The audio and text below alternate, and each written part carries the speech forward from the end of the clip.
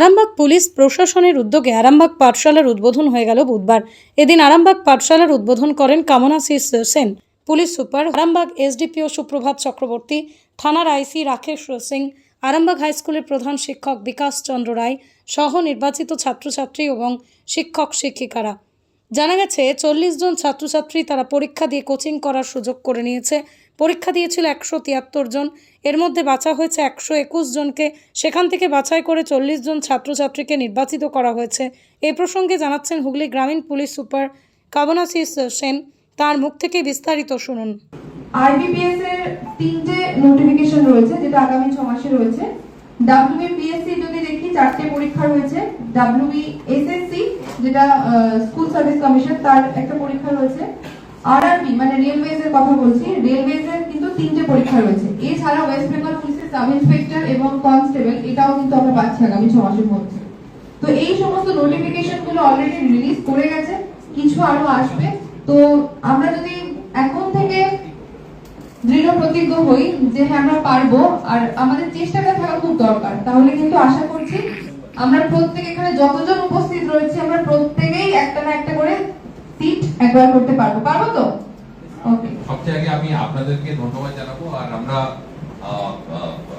আমরা কৃতজ্ঞ আছি আপনাদের কাছে কি আপনারা এই জায়গাটা প্লিজ দিয়েছেন বাচ্চাদের মানে অল আর অ্যাডাল্টস, কিন্তু তাও বাচ্চাদেরকে আর কি প্রিপারেশনের জন্য আমাদের এই আরামবাগ পাঠশালাটা, তো আরামবাগ পাঠশালাটা বেসিক্যালি চালু করার জন্য। তো আমাদের যেটা প্ল্যান আছে, আমি জানি না এখানে starting this as a temporary basis, যেটা আমরা কথা হয়েছিল আর কি, কিন্তু বাই ডিসেম্বর এন্ড আমরা একটা পার্মানেন্ট জায়গা আমাদের লাগবে আর কি।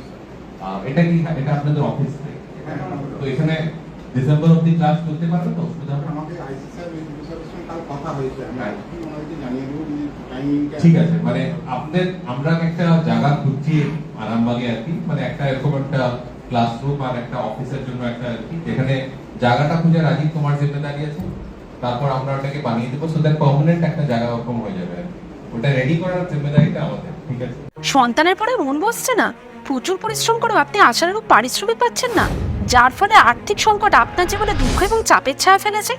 দিনার ভারে জর্জরিত স্বামী স্ত্রীর মধ্যে প্রতিনিয়ত ভুল বোঝাবুঝি বেড়েই চলেছে। নতুন বাড়ি কিনেছেন, কিন্তু সেই স্বপ্নের বাড়িটা যেন আরো দুর্ভোগ নিয়ে এসছে আপনার জীবনে। আপনি ভাবছেন সস্তায় পাওয়া বাড়িটা নেওয়াটাই কি সঠিক সিদ্ধান্ত ছিল? এমনই সব দ্বিধাদ্বন্দ্ব এবং জীবনের কঠিন মুহূর্তে আপনাকে সঠিক পথে পরিচালিত করবেন আন্তর্জাতিক খ্যাতিসম্পন্ন স্বর্ণপদক ও স্বর্ণ মুকুটপ্রাপ্ত ডক্টর অজয় শাস্ত্রী। তিনি শুধু আপনাকে পথই দেখাবেন না, আপনার জীবনে সত্যিকারের সুখ, শান্তি, ঐশ্বর্য, অর্থ যেন সঠিক সময় আপনার কাছে পৌঁছে দেয় সেই দায়িত্বও নেবেন। তাঁর অভিজ্ঞতা এবং জ্ঞানের আলোতে আপনার জীবন হয়ে উঠতে পারে নিরুদ্বেগ ও সমৃদ্ধির পথে ধাবমান।